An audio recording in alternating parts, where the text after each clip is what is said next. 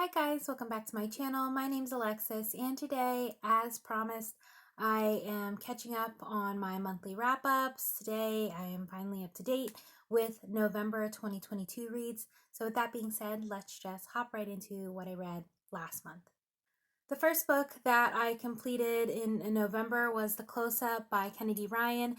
This is the novella that overlaps two of her series, the Hollywood Renaissance series and the Hoop series. The Hoop series is already completed with 3 full-length novels in addition to a couple novellas. And the Hollywood Renaissance is one of her newest series. It is her newest independently published series.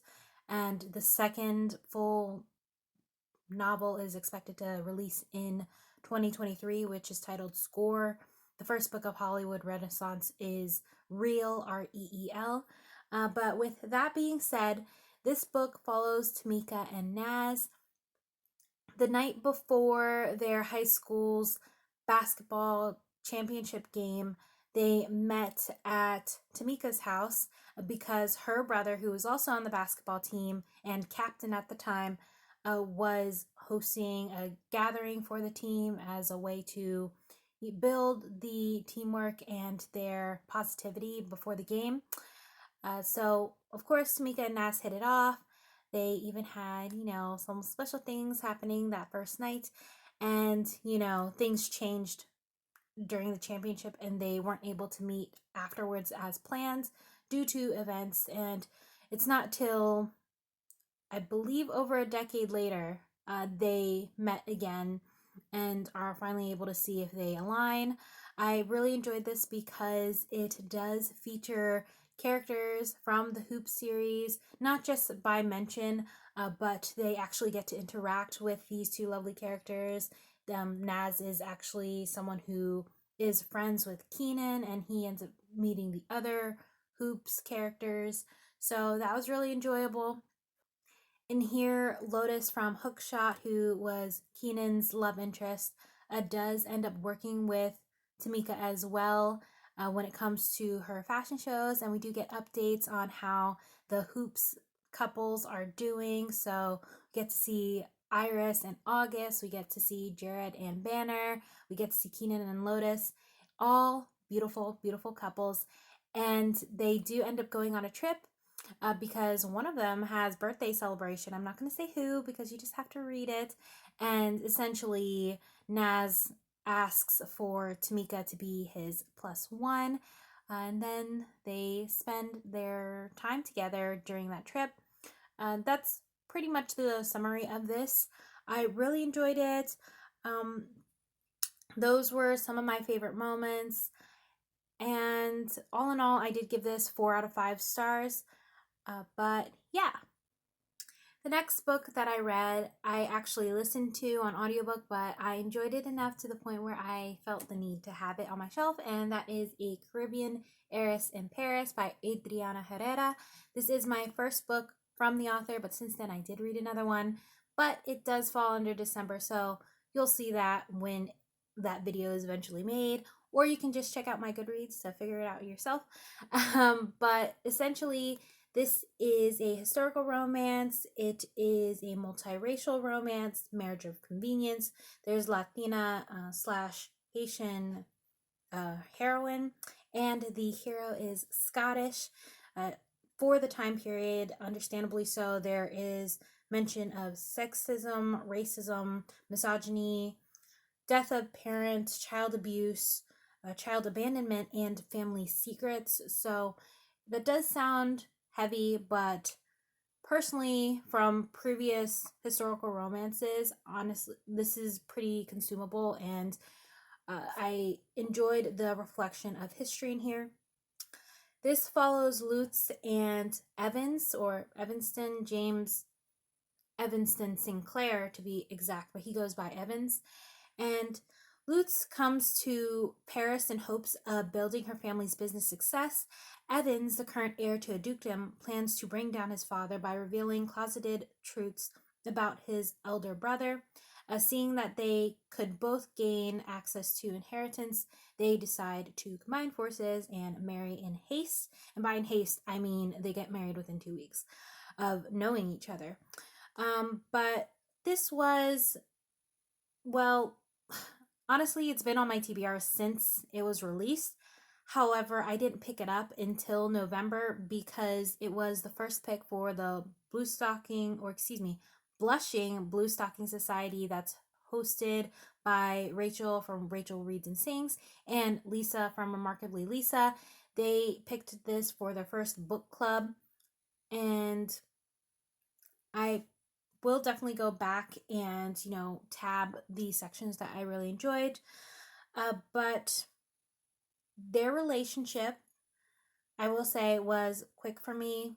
Again, within 2 weeks, their attraction was instant and the deal was quick. I don't have an interest in alcoholic beverages, which are the businesses that they end up being involved in, but it was a learning curve for me. Still, I enjoyed the banter, and there's Spanish in here, the reverence they both showed considering their different situations. I really enjoyed that. I love the take that the author chose in regards to reflecting on French and Dominican history, having to work within the system that was created around you, as very interesting dynamic. And I love the take in here because it again is a different perspective to me, because I do not identify as such, and of course it takes place during a historical period, so very fascinating to me. I do look forward to the next book. I'm hoping it's going to follow Evan's older brother because of said things that happened in this book. We are pretty cleared up about who he is and how things go down. And I suspect his love interest will be one of Lute's friends who were in this book as well. All in all, I gave this 4 out of 5 stars. After that, my most anticipated book finally came to me, and I must say I did end up doing a full video on it, so feel free to check that out for full disclosure. I'm only going to talk about it briefly here, and that is Before I Let Go by Kennedy Ryan. As you can see, I tabbed it. Honestly, this isn't actually the copy that I read through first. I went to my local Barnes and Nobles and was able to get a copy that was out on the tables early, and this one didn't arrive for about another week. But because I finally got this edition, which is signed,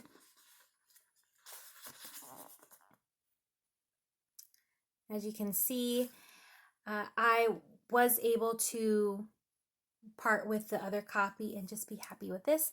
But it did come with a couple of goodies.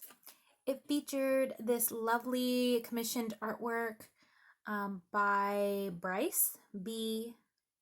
Artist, as you can see there. But lovely artwork of Yasmin and Josiah, the main characters from Before I Let Go. It is expected to be a trilogy. I'm already looking forward to the next book that is scheduled to come out in 2024. It also included this lovely bookmark, which I will save for myself. And because she is my favorite author, I did get the hardcover as well, and I normally don't, but this time I did, and it doesn't really have too much going on the naked cover, but it's still very stunning. I love this cover, very beautiful.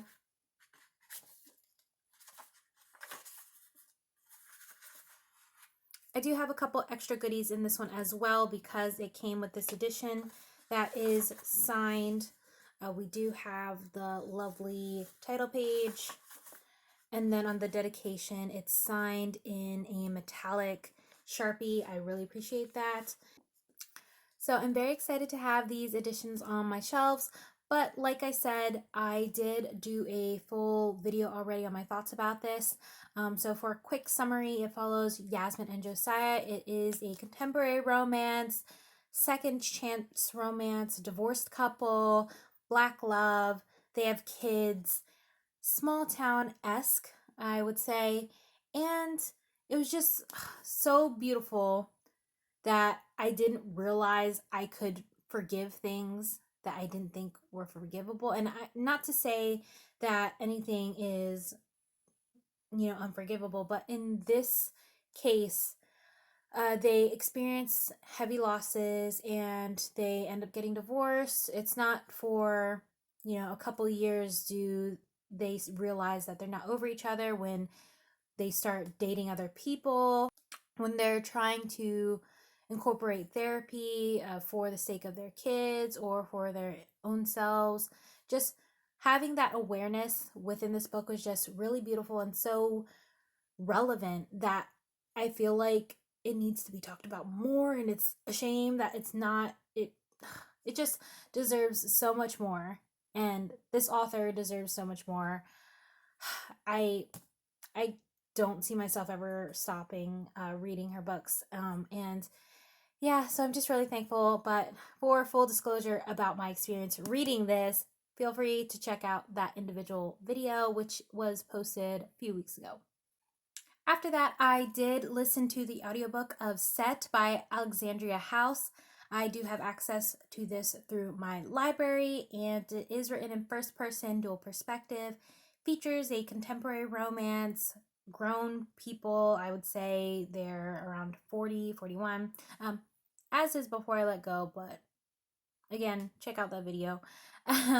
So in Set, it does feature single parents with grown children. There is mention of parental abuse and dementia. So essentially, Karima and Set meet again at their 20th high school reunion and have a night that doesn't stop there. They don't have intentions to lead serious relationships, but their actions prove otherwise. So, because I did read this a little while ago and it was kind of okay. But according to my notes, it is a novella and it's short and sweet. Not much to say. It was definitely an instant attraction. Set is the first of 3 in a novella series. The other 2 follow his younger brothers. And I did rate this 3 out of 5 stars, but I will be continuing the series. Some people may find it more enjoyable. I'm not so much of a novella person to begin with. So for it to be a wow thing, it really needs to hit in a certain way for me. But sometimes people like them quick, and this is definitely one of that. I did continue my month with The Love Hypothesis. This is something that blew up relatively quick on BookTok, at least to me, and it was something that was new, something that was fresh for the genre, which I really appreciate. It does have STEM representation here. That stands for science, technology, engineering, and mathematics. You may also have heard of FIRST Robotics. That is something that is very prevalent in high school, and they focus on those type of fields.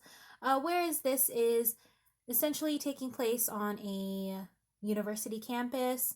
The love interest Hero is a professor, and the female main character, I believe her position wasn't within the same department, but they do work on the same campus. So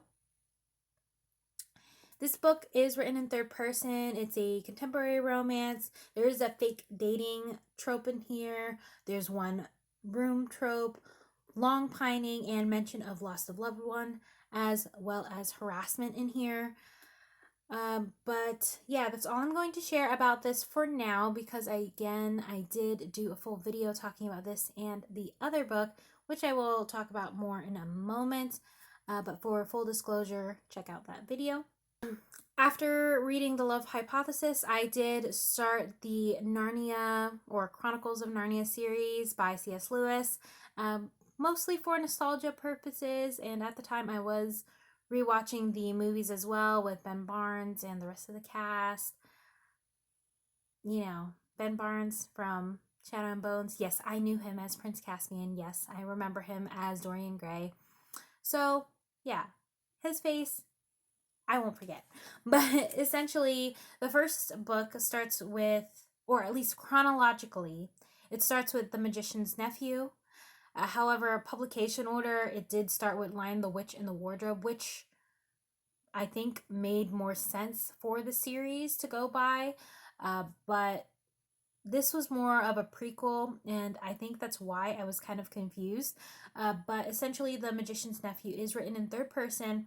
It is a juvenile fiction, fantasy, children's classic, and there is biblical inspiration in here. If you aren't already aware, it does allude to Christianity.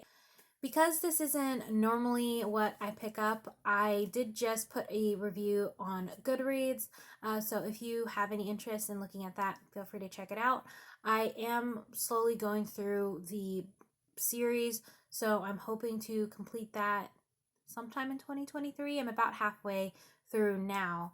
But yeah, all in all, this one, long story short, I gave it 3 out of 5 stars because to me, it made more sense introducing this world, introducing Narnia through The Lion, the Witch, and the Wardrobe. We were able to experience it through the point of view of the kids first, whereas The Magician's Nephew was kind of jumping around and we didn't fully grasp the creation of Narnia.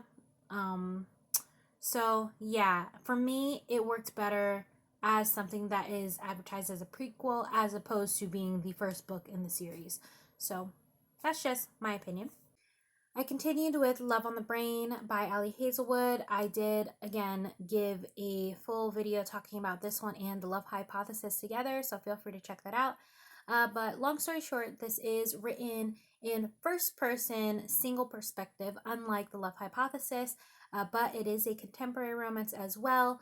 It is a STEM romance and assumed hate to love, but in reality, it's long period pining and miscommunication and not knowing true relationship status. That's all I'm going to say regarding that. But essentially, B, the female main character, learns she has to co-lead a career-altering project with her enemy from grad school, but only more time shows that he is not so much an enemy after all. I do wish that it was written in dual perspective. I loved the suspenseful twist at the end. It was very clever and for me unexpected because I'm not so much of a thriller reader or whatnot. I'm not really much of a mystery reader, so it was kind of a shock for me, but I still enjoyed it because there's only so many characters that you can introduce in a book. But I did enjoy this. It made up for some of the dragging in the middle. B sometimes chose ignorance, but I was rooting for Levi to get through to her. I did give this 4 out of 5 stars, as I did The Love Hypothesis, which I did enjoy. I am looking forward to Ali Hazelwood's newest release, expected to come out in 2023. But I am going to be parting with these copies, so feel free to check out my Pango Books, which is linked down in the description box below, because, you know, I love these, but not as much to want to keep them, or at least not at this time. Maybe I'll eventually get them back. I continued the Chronicles of Narnia with The Lion, the Witch, and the Wardrobe. Again, I'm not going to talk too much about this because it follows the same trend of what the movie is, and, you know, Netflix is going to create a series around it as well. So hopefully they do actually follow the storyline of the full series. I would love to see it play out anyway, regardless of the fact that, you know, The Lion, the Witch, and The Wardrobe was my favorite of the 3 movies, and it was the most successful, understandably so. It is the first. But yeah, I hope that, you know, I complete the series. I only have, I think, 3 more left or 2 more books left. I have to double check. But yeah, for this, I gave it 5 out of 5 stars. It was fairly accurate to the movie. Of course, changes are made for cinematic purposes, but the gist and the overarching moral message was there. So 5 out of 5 stars. And those are all the books that I read during the month of November. Let me know in the comments down below if you have any thoughts on these ones as well, or if you have any recommendations. I would appreciate that. But until next time, my name's Alexis. Take care and happy reading.